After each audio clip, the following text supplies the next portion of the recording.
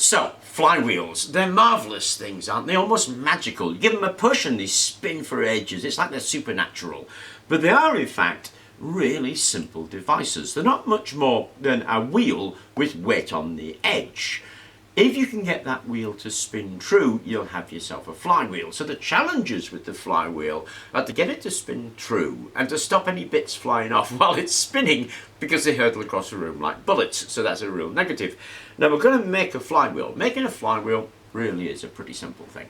The main thing is the axle that it needs to stand on. Now if you checked out Welcome to the World of TNT, we took a speaker, pushed out the magnet and the central metal part and drilled it through, because that central metal part has a dimple in, and you do that and stick an axle in it, you'll get this. So this is from a speaker.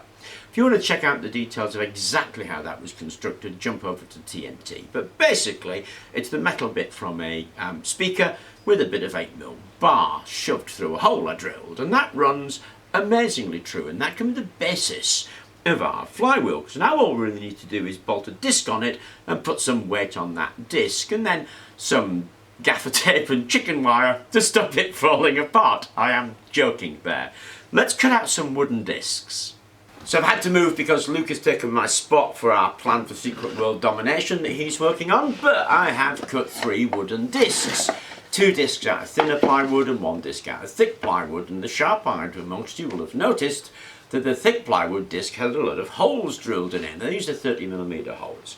What we're going to do is fill those holes with something heavy, and you have a whole host of things. Slugs of metal, nuts and bolts, if you're feeling brave, melt some lead and pour it in there. What I'm going to use is iron powder and resin. So I'm going to mix some iron powder and resin, pour it in there, let it set, and that will give me weight at the edge of the disc. So I need to fasten the bottom on to stop that leaking out everywhere, fill it, and then put the top on to make my actual flywheel. So let's do that. So once they've turned, there it is. So now we have our flywheel with our weight on the outside, and to stop the whole thing flying apart, we have that disc on there, and we'll put that disc on there, glue it and screw it. And once we've done that, we can add our beautiful, beautiful axle.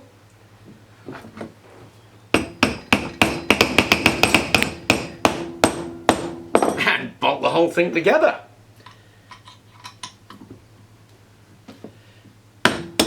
So we stuck it in a cradle, and there it is, one finished flywheel. And now the magic of flywheels. If I do this, it will continue to spin for ages, even though I'm inputting no energy.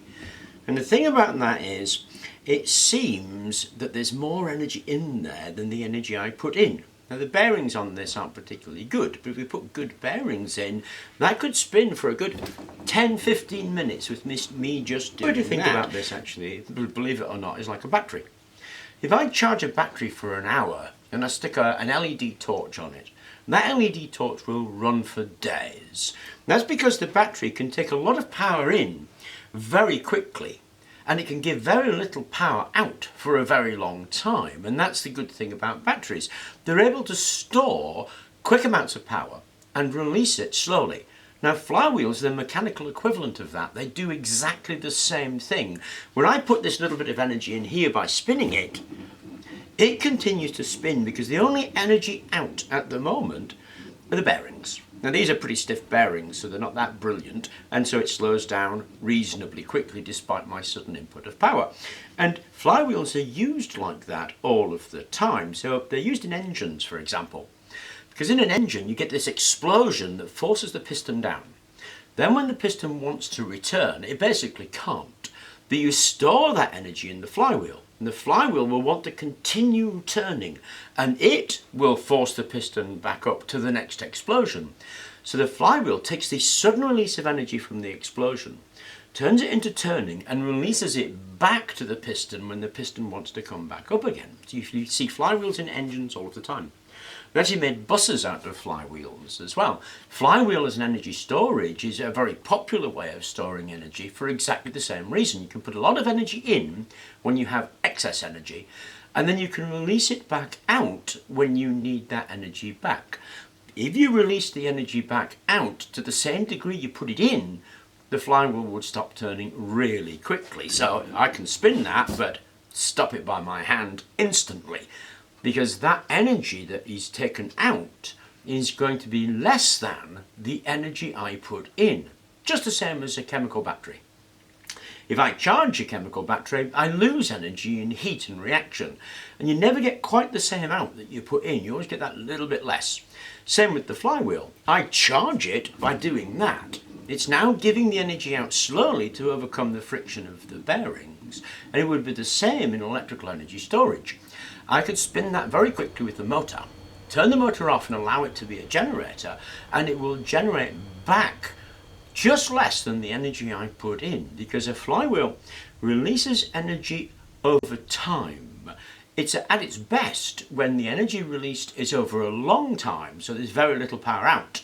But the energy taken in to get up to speed is over a very short time, so there's a lot of power in, very little power out. But a lot of power in is because it's a short time, the very little power out is because it's a long time, but the energy always remains less than or equal to the energy I put in. So they are marvellous because they're a mechanical battery. They're a way of storing energy in a mechanism as opposed to a chemical battery or a hydro battery.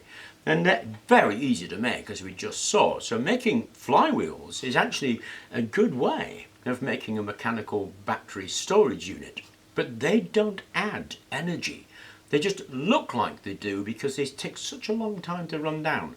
But they store energy you've put in, and the energy they give out is always going to be less than or equal to the energy you put in. Anyway, I thought I'd go through flywheels a little bit because a lot of people have been asking me about them. If you have more questions about them, please do feel free to ask and I'll do my best to answer. I hope you enjoyed the video. Thank you very much for watching. Please remember to like and subscribe.